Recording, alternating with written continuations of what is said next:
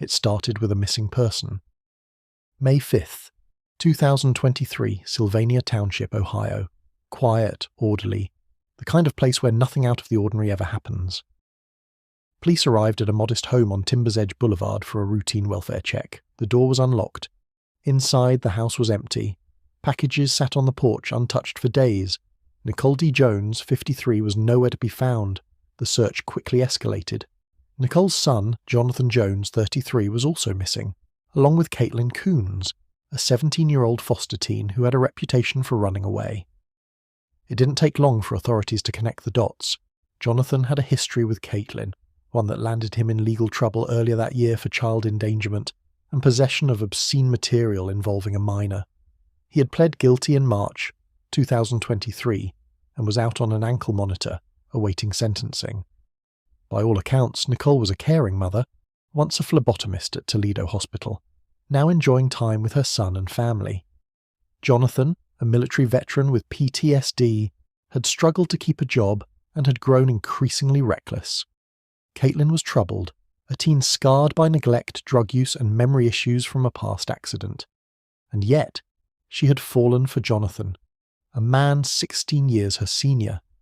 Their obsession was dangerous. Caitlin had snuck into the Jones household, bypassing any adult supervision, and set in motion a series of chilling events. According to her later confessions, she gave Jonathan an ultimatum, 5 hours to kill his mother. He refused, and then Caitlin acted, alone. Nicole was found in the kitchen, unaware of the threat behind her. Caitlin struck her, first with her hands, then repeatedly with a rock she had brought with her. Jonathan later described the horror, though he claimed he was in shock and did not deliver the fatal blows. After the murder, they cleaned the house, bought supplies, and drove off in Nicole's 2021 Buick Enclave, taking her jewellery with them. Caitlin and Jonathan's flight stretched from Ohio all the way to Mexico. Along the way, they attempted to evade law enforcement, even misleading authorities with social media posts meant to throw them off. The US Marshals tracked Jonathan until he disabled his ankle monitor. They were eventually spotted near the Mexican border, in possession of stolen property and suspicious items. By May 9th, Mexican authorities apprehended them in Chihuahua while they were attempting to sell jewellery to survive. Among the items recovered were Nicole's ID, credit cards, and a backpack containing what appeared to be blood. Caitlin was returned to US custody in El Paso, where detectives questioned her about the murder. She admitted to the killing, insisting Jonathan had nothing to do with the final act, though he was aware and assisted in covering it up. The story, which helps us, okay? Right.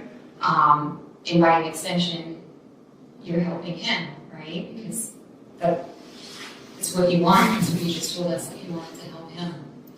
Right. Okay. It says a lot about how much you love him.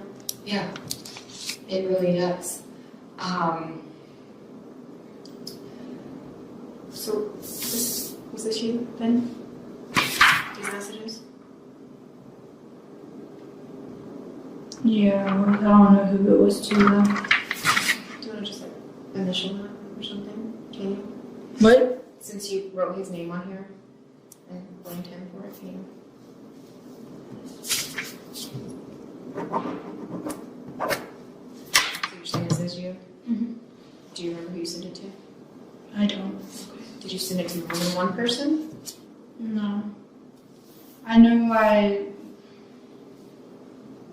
told like one other person that I killed somebody and stuff, and they were asking if I could kill another person for them, and that's how that went, and that they wanted to come to Mexico. The phone that you sold in Mexico, was that Nicole's phone? No, Her phone was left at the house. her phone's left at the house. Mm-hmm. So it was one of your old phones that you sold, or was it someone else's? That was my old phone. Okay. What about the jewelry that you guys pawned? It was her jewelry that I found, and I gave it to him. Okay. And That's the one that you guys pawned elsewhere, or is that the one you were trying to sell in Mexico? That's the one that we did in the pawn shop, and then that's what I also asked him if we could do that in Mexico, is to sell her jewelry. And he was like, do whatever you want. And I was like, okay, then I'm going to sell it. okay. Do you remember how much money you got for her jewelry? 700. 700. Okay. How about the gun? Do you remember?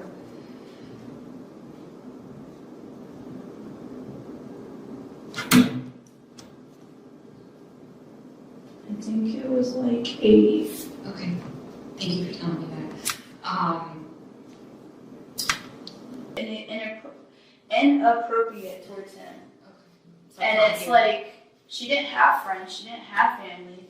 So it's like, honestly, it's like I killed a nobody.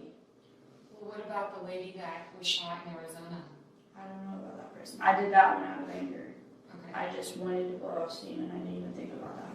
Were you guys? But I honestly think that that one didn't have anybody either, to be honest. She was literally in a blanket on the bus stop, on her phone, with glasses.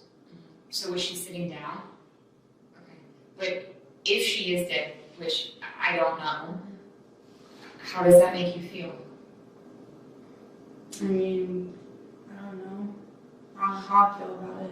I mean, she was just an innocent bystander and you were angry and you shot someone that did nothing to you. Yeah, but at the same time, I could have not shot her. Could have not shot her. That was the first time I shot somebody in my life. Well, tried to shoot.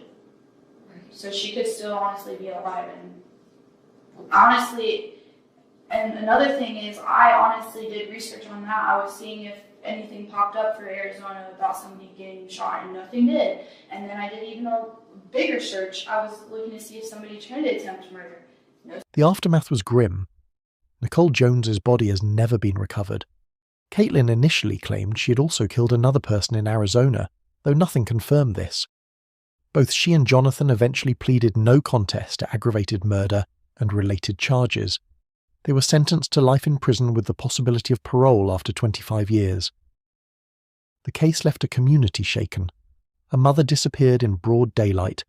A son and a teenage fugitive fled the country, leaving a trail of lies, terror, and unanswered questions. And while justice was served in court, the mystery of Nicole's final moments and her resting place remains unsolved.